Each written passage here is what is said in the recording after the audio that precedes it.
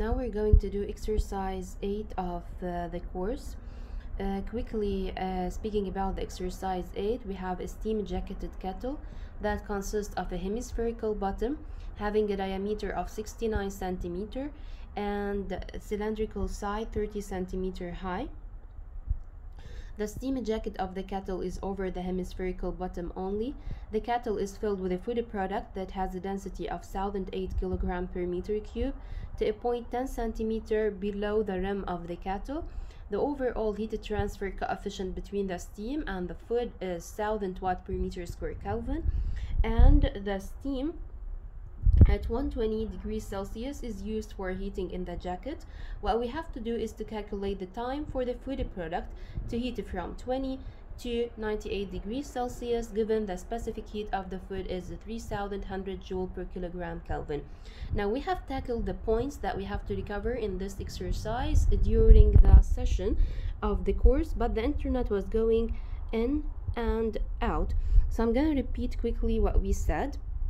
That we have to calculate first, if you are following with me, the surface area of the hemisphere. Now I have drawn over here and I have pictured this for you and sent it on the group, how we have the hemisphere below and then the cylindrical side, and the food is filling up till 10 centimeter below the height of the cylinder. This is the first thing you've got to do, is to write the given and to have a mini sketch in order to facilitate for you understanding the exercise and know how to proceed. So we are going to use this equation which I wrote over here, ln Tm minus T over Tm minus T0 equals HA mCp over T. And in order to calculate this equation, to use it, I have to figure out the area. So I'm going to calculate the area of the hemisphere where the steam is projected only above the area of the hemisphere, with the diameter equals 0.69 meter, and the end result would be 0.7479 meters square. Then I want to figure out the mass of the food product. So to calculate the mass of the food product, I'm gonna do the volume of the food product, and the volume of the food product would be equal to the volume of the hemisphere part plus the volume of the food product in the cylindrical part below 10 centimeter of whole height. So it would be the volume of the hemisphere plus the cylinder, and the cylinder volume is pi d square h over 4, and then the final result would be 0.161 meter cube.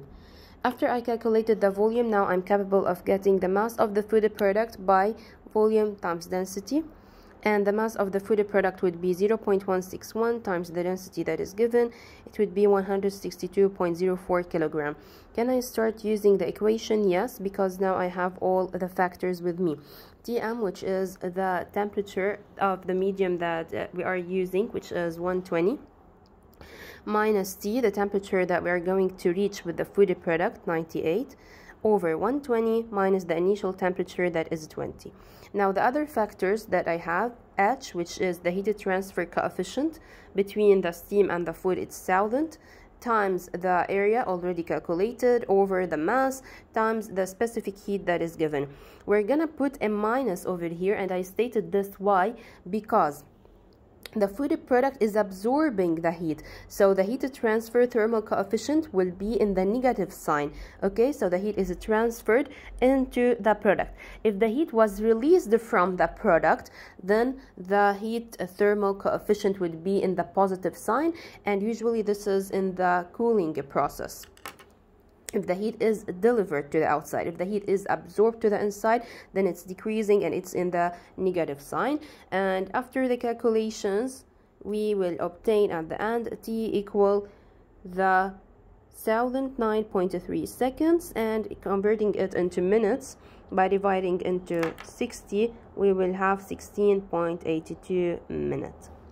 Okay. Now we're gonna move on, I guess, to exercise 10.